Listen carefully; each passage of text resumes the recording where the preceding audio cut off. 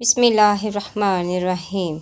ناظرین، اس ویڈیو میں رسول خدا کی اپنے نواسے کے لیے بے مثال محبت کے دلچسپ واقعہ بیان کرنے جا رہی ہوں۔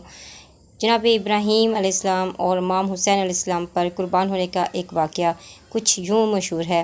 ایک روز رسول خدا صلی اللہ علیہ وآلہ وسلم امام حسین کو دائیں زانوں پر اور جناب ابراہیم علیہ السلام کو بائیں زانوں پر بٹھائے ہوئے پیار کر رہے تھے کہ ناگہاں جبرائیل علیہ السلام نازل ہوئے اور کہنے لگے، ارشاد خداوندی ہے کہ دونوں میں سے کسی ایک کو اپنے پاس رکھو۔ پیغمبر اسلام نے امام حسین علیہ السلام کو ابراہیم علیہ السلام پر ترجیح دی اور اپنے فرزند ابراہیم علیہ السلام کو حسین پر سے فدا کر دینے کے لیے کہا۔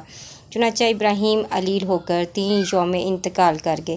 راوی کا بیان ہے، جب امام حسین علیہ السلام سامنے آتے تھے تو آپ انہیں اپنی آغوش میں بٹھا کر فرماتے تھے، یہ وہ ہے جس پر میں نے اپنے بیٹے ابراہیم کو قربان کر دیا۔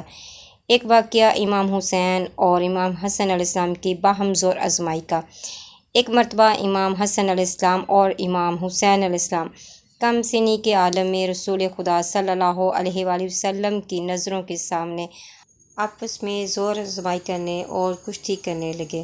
جب باہم ایک دوسرے سے لپٹ گئے، رسول خدا صلی اللہ علیہ وآلہ وسلم نے امام حسن علیہ السلام سے کہنا شروع کیا، ہاں بیٹا حسن، بغیر حسین راہ، حسین کو گرا دو اور چت کر دو۔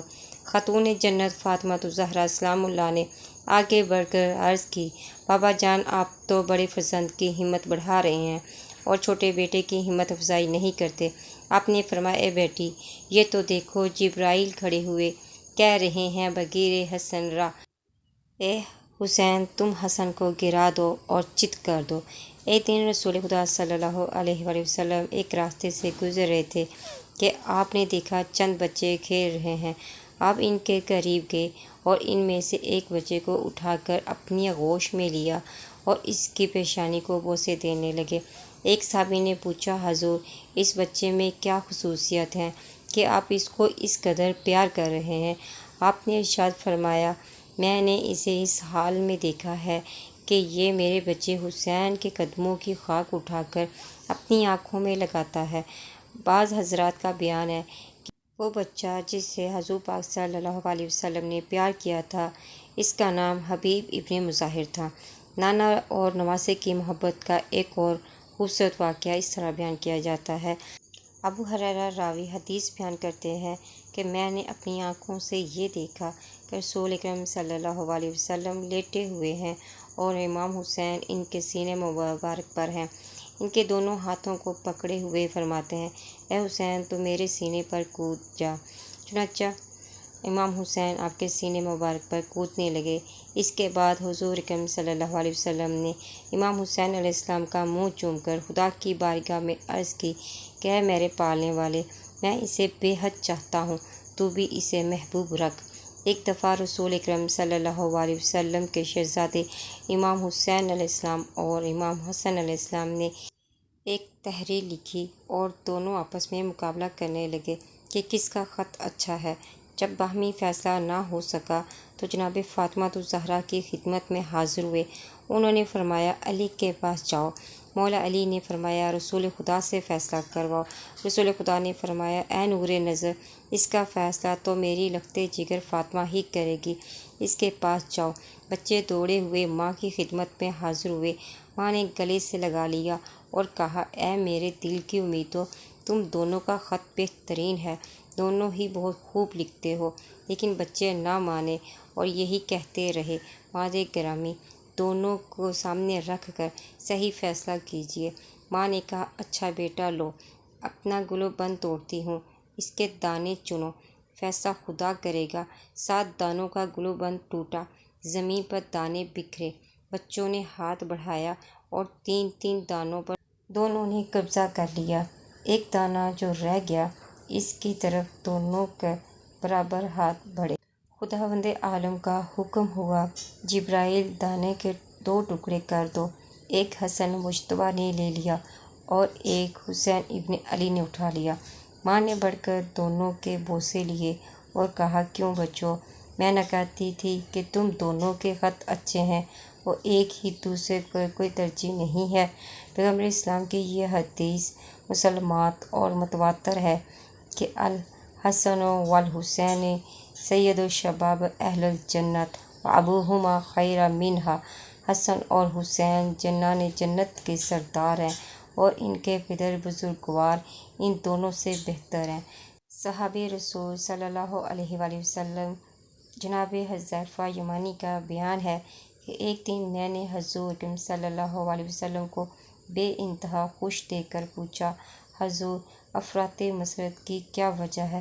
فرمایا، اے حذیفہ، آج ایک ایسا ملک نازل ہوا ہے جو میرے پاس اس سے قبل کبھی نہیں آیا تھا۔